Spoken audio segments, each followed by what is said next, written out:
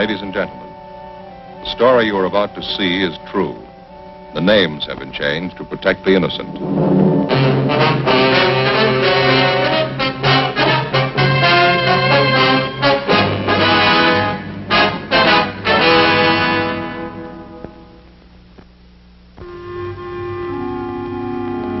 This is the city.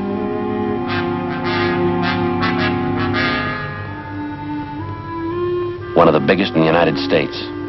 Spreads out in all four directions like a broadloom rug. To the south and west, it's the downtown business district. To the east, the industrial area. Los Angeles, California. It's pretty much like your town. This is a Spanish priest, one of the city's founders. It's changed a lot since then.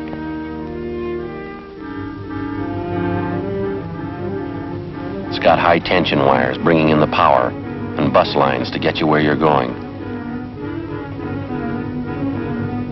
It's got railroads and freight yards.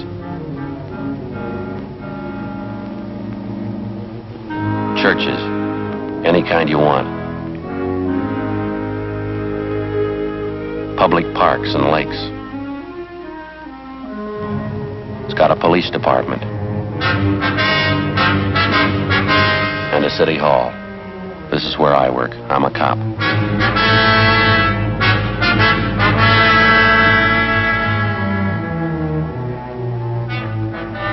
It was Thursday, July 17th. It was sultry in Los Angeles. We were working the day watch out of robbery detail. My partner's Ed Jacobs. The boss is Captain Didion. My name's Friday. It was 1:35 p.m. when we got back to the city hall. 9 months before, a jewelry salesman was slugged and robbed of $20,000 in precious stones. It took us weeks of investigation before we discovered the man responsible for the holdup. It took more weeks of legwork to gather all the evidence. We needed one more thing. His statement.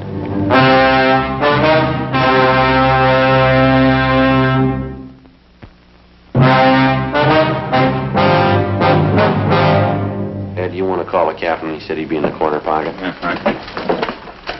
I'd still like to know what this is all about, Sergeant, dragging me down here in the middle of the day. You want to hold it a minute, Garvey? Yeah, thanks. Hi, Skipper, this is Jacobs. We just got back. Yeah. All of them? Good. Right, we're in your office. Yeah, thanks. The others check in all right? Yeah, just got back.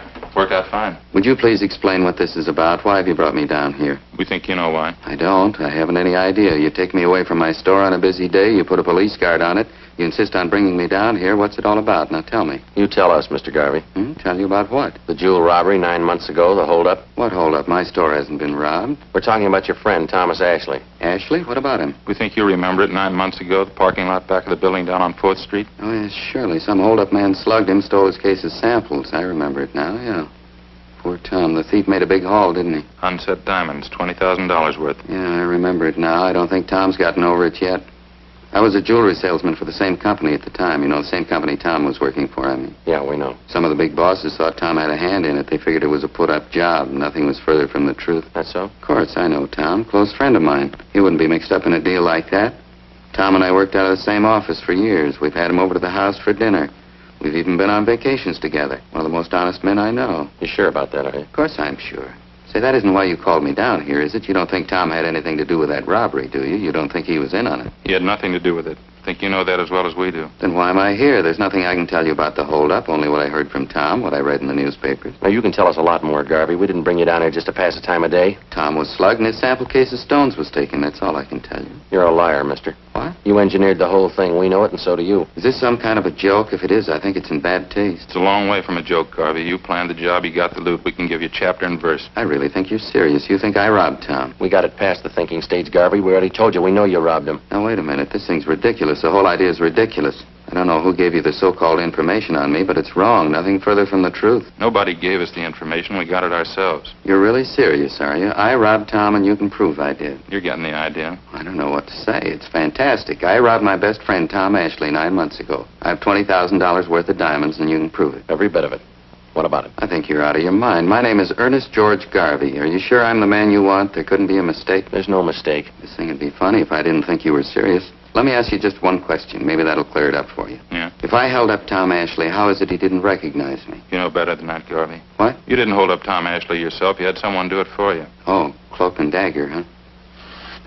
I'm afraid this is getting a little too wild for me, Sergeant. Maybe you can waste your time making ridiculous charges. I can't. I'm going back to my store. It's a weak bluff, mister. It's not going to do it. Excuse me, are you sure you two men haven't been drinking? Sit down, Garvey. I told you, I'm going back to my store. Sit down. You have no right to keep me here. Ridiculous charges. You think I'm one of those cheap hoodlums you're used to dealing with? Now, come off it, mister. You got a $5,000 car and a $40,000 home. That doesn't rate you special treatment. You're a thief. You know it as well as we do. I don't have to take this from you. You haven't got much choice, mister. We just finished 5 months legwork proving it. Proving what? Sit down. You engineered that holdup. We know who you got to do it. We know how it was carried out. We know how you planned on disposing of the diamonds. We know who your fence was. We know what the split was. We know what you did with part of the money. We know how much you got left. Is that right? Yeah, that's right. What can I say? I don't even know what you're talking about. Any way you want it, Mr. Garvey. Maybe you'd like to tell me why I did all this. You know it better than we do. No, I mean it. Tell me. You weren't making enough money at your job to suit yourself, suit your wife either. It's pretty good. Marilyn get a big kick out of that. All right, mister. We can wait it out as long as you want. We spent 9 months on it already. Another few days aren't going to make that much difference. Just as a matter of curiosity, how'd you first start off on this tangent? Whatever gave you an idea that I had anything to do with the holdup? When you started to spend money, new car, new office for yourself, new fur coat for your wife, transferred your 2 children to that private school. That makes a holdup man out of me because I wanted to send my kids to a better school? Where'd the money come from? Can you explain that? Don't you think that's my business, Sergeant? Where I get my money, what I do with it? Not when you get it stealing. I'm afraid you're going just a little too far. You insist I'm a thief, I'm going to insist you prove it. All right, have a look over here, Mr. Garvey. Yes? Some of the reports in the investigation, reams of them. They cover everything from the time of the jewel robbery up to late yesterday. Now, it's all right there. Everything from the crime report to signed statements. How could that concern me? 3/4 of the stuff concerns you. Have a look for yourself. I still can't get it straight in my mind. What makes you think I had anything to do with that robbery? Do you know what this is, Garvey, this machine here? No, some kind of recording apparatus. That's right, it's a tape recorder. You've been taking down this conversation. Why? No, not this one. We've been recording every conversation that took place in your office for the past 4 months, every word. What do you mean? Just that, Garvey. Every time you talked on the phone, every visitor you had, it's all down on tape. 25 reels of it. Interesting. Is that supposed to frighten me? We don't care if it frightens you or not. Something else. Yes? Reports on what you've been doing for the last 4 months. Daily reports, every movement you made. Is that so? Everywhere you went, everyone you talked to, everything you did. You like to hear a sample? This must be some kind of a joke. That's the only explanation I can think of. May 12th, Thursday. Sergeants Bitteroff and Rafferty. Those are the 2 officers that were tailing you at the time. You checked in at your new office at 9:38 a.m. At 10:03 a.m., you had a visitor, a Kenneth Tyson. You talked to him in your office. The conversation's recorded. Tyson left at 10:18 a.m. At 10:32 a.m., you left your office. If you're trying to impress me, I'm afraid it isn't working out very well. Care for a cigarette, Garvey? Well, thanks, I have my own. All right. I've wasted enough time. Exactly what's the point of all this? It's pretty simple. You're responsible for a robbery. We can prove it. We're giving you a chance to make a statement. It's nonsense. Is it? Of course. People following me, checking everything I do, where I spend my money, where I send my kids to school.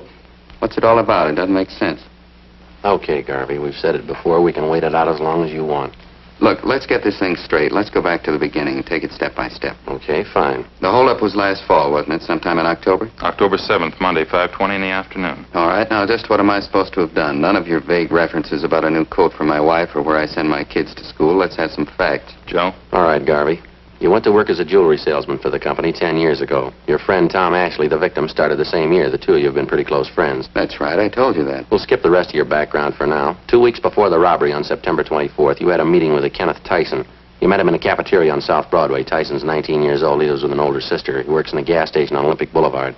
He's done some work in your car for you. That's how you happen to know him. Yes, I think I remember the boy. I don't know him well, though. I don't recall the meeting either. You know the boy very well. At the time of the meeting, you promised him $1,000 if he'd hold up your friend Tom Ashley. Ridiculous. Tyson agreed to it, and you briefed him on the plan. The following day, you gave him a gun, a .32 caliber Smith & Wesson, serial number 362744. Nonsense. Where did you get that information? Tyson. He's lying. Believe me, if he told you that, he's lying. Is he the one who robbed Tom? October 7th, at your direction, he was in the parking lot behind the Hunter Crosswell building. Tom Ashley came out to get in his car. He had a case of sample diamonds with him. Tyson held him up, slugged him, took the stones, and got away. Of course, it's obvious. Tyson's trying to say I put him up to it. He's trying to get out of it that way. I'm afraid not, Garvey. The boy couldn't have carried off the holdup by himself. Of course he could. It's obvious he's trying to cover up. There were 6 people in the company you worked for who knew that on Mondays, Ashley always took the case of sample diamonds along when he made his calls. Only on Mondays. You were one of the people who knew that. I suppose you've considered the other 5 people? They were all checked out at the time. They were all cleared, you along with them. Well, I'm not clear anymore. Is that it? This young hoodlum Tyson, you're willing to take his word over mine. After the robbery, he took the case of diamonds to you. That was the next day.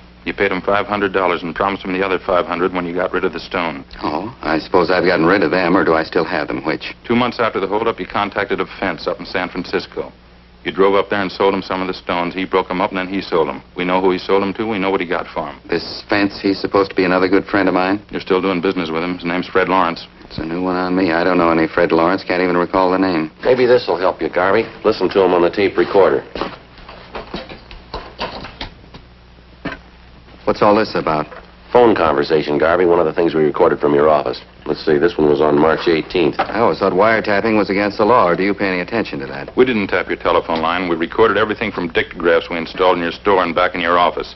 They started recording the day you moved in. That was March the 1st, wasn't it? I don't know why you're telling me I can sue you for that, you know. I can sue you for your last dollar. All we're concerned with right now is Fred Lawrence. You say you don't know him. I'd like to have you listen to this, recorded March 18th in your office. All right?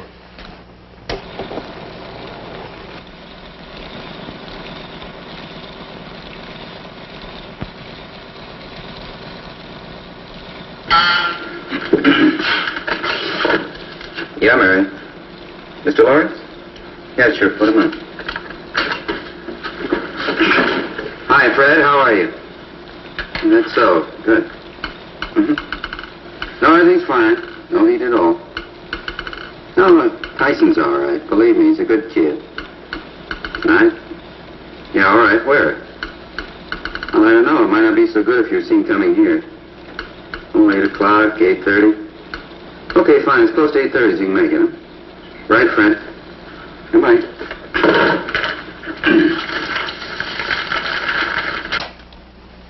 You recognize it, Garvey? Garvey? I understand they can do clever things with tape recorders nowadays. There's a way of piecing words together, isn't there? They can record your voice and then fix a tape, take a simple sentence and change the words around to mean just the opposite. You can examine the tape if you like. We didn't make a splice in it. All you'll find in it are the usual factory splices, just the way it came from the manufacturer. What difference does it make anyway? Nothing criminal about that conversation, nothing at all. You told us a few minutes ago you didn't know Fred Lawrence. You never heard of him. On that recording, sounds like you know him pretty well. It's a fairly common name, wouldn't you say? Must be quite a few Fred Lawrences. I didn't happen to remember the name right off. How about Tyson? What? Tyson. You told us you didn't know him well at all. I don't. Didn't sound that way on the tape. You were telling Lawrence he was all right. You said, believe me, he's a good kid. How about it, mister? How about what? Is this some kind of a frame? What are you trying to make me say? We're not going to make you say anything, Garvey. We work robbery detail. That's the job, robberies. They pay us to clean them up. I can pay you. What? Never mind, I didn't mean that. I meant I pay my taxes, I pay your salaries. I help to anyway. I don't know why I have to be treated like this. No reason to make a big headache out of this for everybody, Garvey. You engineered a holdup, and we can prove it. We're giving you a chance to make a statement, that's all. I got nothing to say. Make a statement about what? All you're going on is hearsay, circumstantial evidence. You can't say I planned that robbery. You admit you know Tyson. You know him well. I don't. I admit nothing. What about the phone conversation? It's a fake. They phony those things up all the time. You know it as well as I do. You admitted you know Fred Lawrence. We proved that on the recording. I admit nothing. You don't even know Tyson. Is that what you want to say? I know him, that's all. He worked on my car a couple of times. I don't know him well. I'd like to play you another recording, Garvey. Waste of time. I haven't got the whole day to spend here. I've got to get back to my store. I've got a business to operate. Won't take very long. Here we are, April 5th. A lot of foolishness anyway. How do I know how you made those recordings? You could have gotten actors, made them up yourselves. There weren't any dictagraphs. How did you make those things? There were dictagraphs, Garvey. You remember before you moved in that new suite of offices, you had them redecorated? Yes. There were sound technicians from our crime lab out there working side by side with the painters, carpenters. Installed dictagraphs in your store, back in your offices. They bugged the entire place. Wiretapping. I'll bring this into court if it's the last thing I do. We already told you, Garvey, it's not wiretapping. We didn't touch your phone lines. We didn't have to. Invasion of privacy. I'm going to bring this into court. All right, let's hear this recording. It might clear up a few things, huh? Clear up what? What are you trying to prove? Okay, Joe. Yeah, okay. Date on this is April 5th.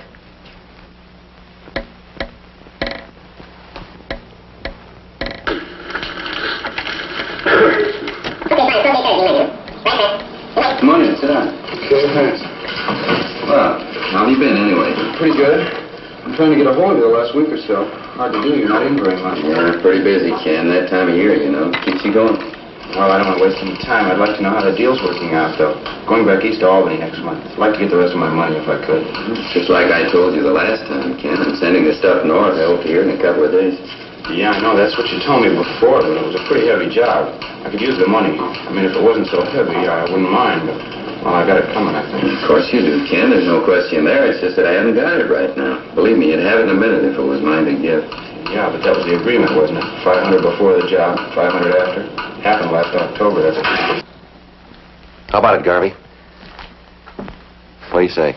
Ridiculous, that's all. Obvious fake. You can look at the tape if you like, inspect it. You can check every one of those 25 reels. We'll play them for you if you want. Fakes, bad ones at that. Now, look, I'll give you both a chance. Either you book me in on a charge or else release me. You try booking me in and I'll sue you for false arrest. I'll break you. I'll sue you blind. I promise you that. Yeah. Release me and I'll get back to work. I'll forget all about it. Now, you name it. Which one? Book me in or release me? That's fair enough. You're giving us a choice. You bet it's fair. You could get in a lot of hot water. Now, it's up to you. Which one? You ran a bad bluff, mister. What? We're booking you in.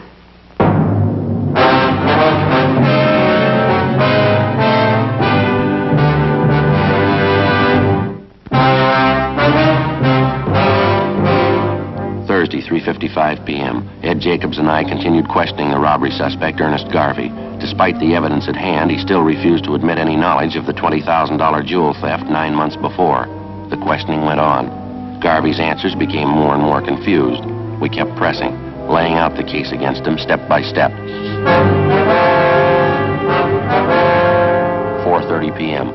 We stayed at it. But it must have taken quite a bit of money, didn't it, Garvey? Your wife's new fur coat, new car for yourself. Where'd it come from? Now, look, there has to be an answer. Where'd that money come from? Simple. I borrowed it. Where'd you borrow it? Some of it from friends, some from the banks. I don't see how it concerns you. How much money did you borrow? Don't you think that's my business? Wasn't it about $7,000? That about right? Yes. No, it was more. What's the difference? It's my business. Complete financial file on you, Garvey. Took us quite a few weeks getting it together. A lot of work. You must like snooping in other people's affairs. No, not especially. It's pretty dull.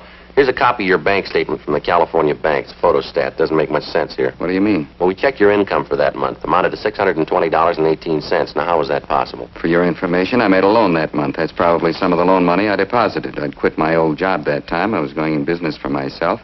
I needed the money to redecorate the new store, the office. It's as simple as that. Yeah. Photostat your loan papers right here. The loan was for $2,000. Yes? A month before, February, you'd borrowed from another bank. Let's see. That was for $3,000.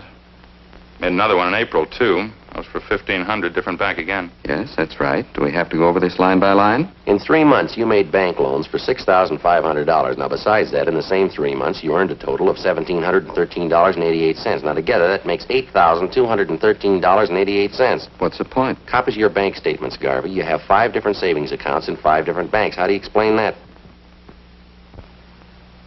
Garvey, any explanation? It's almost 5 o'clock. Can I use the phone? I have to call my wife, let her know. All right. You'll have to listen in on the extension. The conversation will be monitored. Go ahead, I don't care. Okay. You dial 9 to get an outside line. Oh, yeah.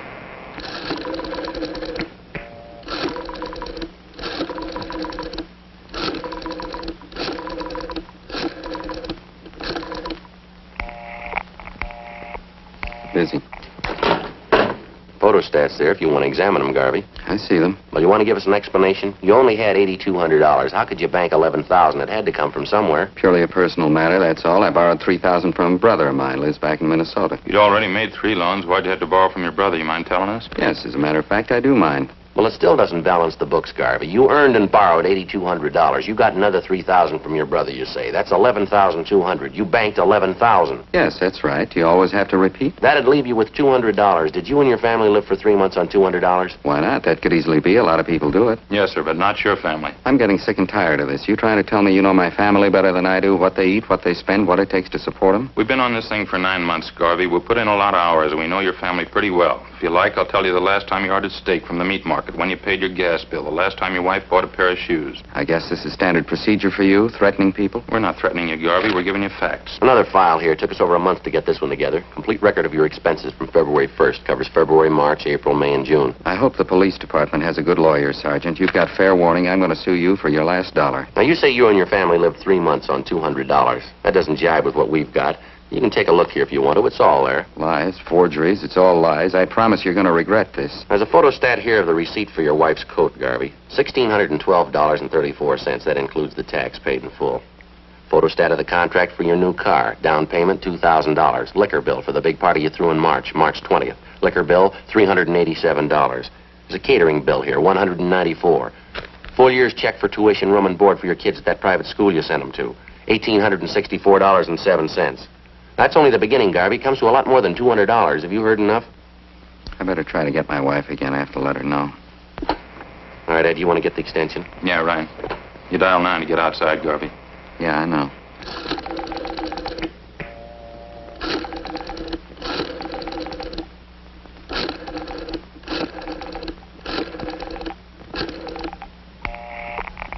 Still talking. She might know I'm trying to get her, stupid. Now, wait a couple of minutes. You'll get through. Gabbing on the phone all day long, gab on the phone and play cards. It's all she ever does. I've got some more figures for you here, Garvey. Be a good idea if you hear them. Bills for 2 more parties you threw last month. Food bills, liquor bills. Why do you have to keep pushing that stuff at me? So you've been sneaking around finding out about my personal affairs. That's supposed to be good police work, is it? This the kind of thing they pay you for? Now, look, you carried off a robbery, Garvey. We're giving you a chance to make a statement. Why should I? What for? Give you a statement and have you twist it around, incriminate me? I haven't had anything to do with this kid, Tyson. Better make that call. Dial 9 first. I know. You told me.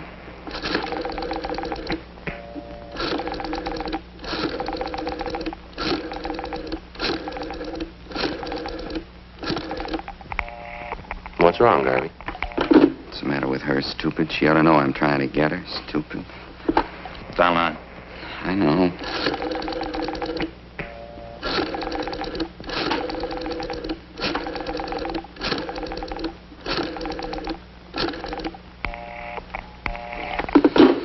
One more recording you ought to hear. Just played part of it for you.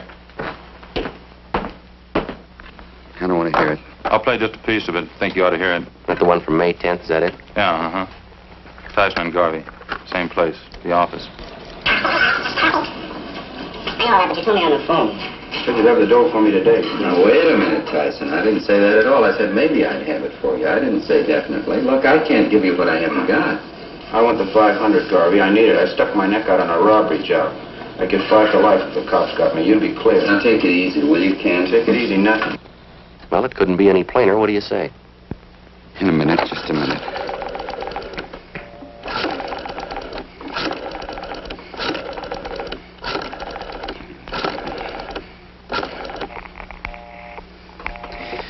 She was never satisfied. She never could be satisfied. Always more. She always had to have something else. How do you mean, your wife? Playing cards and gabbing on the phone, that's all. She kept writing me day in and day out. I wasn't making enough money. She didn't have any clothes. The kids ought to go to a better school. We ought to have a new house. On and on and on.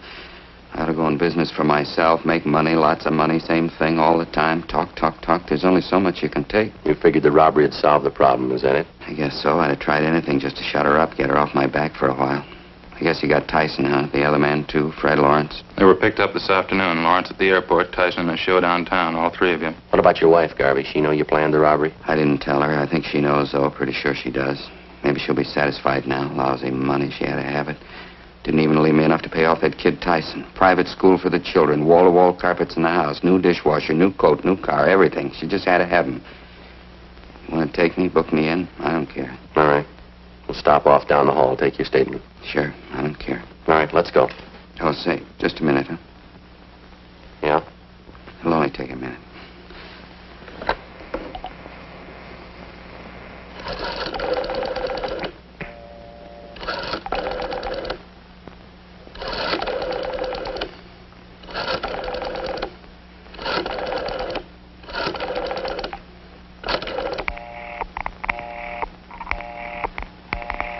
Yeah.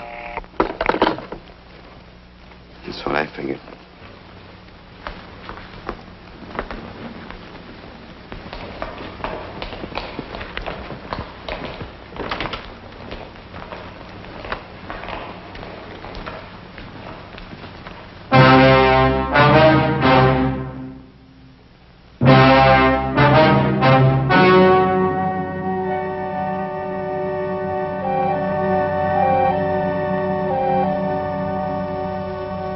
On November 4th, trial was held in Superior Court, Department 87, City and County of Los Angeles, State of California. In a moment, the results of that trial. The suspect was tried and convicted of robbery in the first degree, which is punishable by imprisonment from 5 years to life.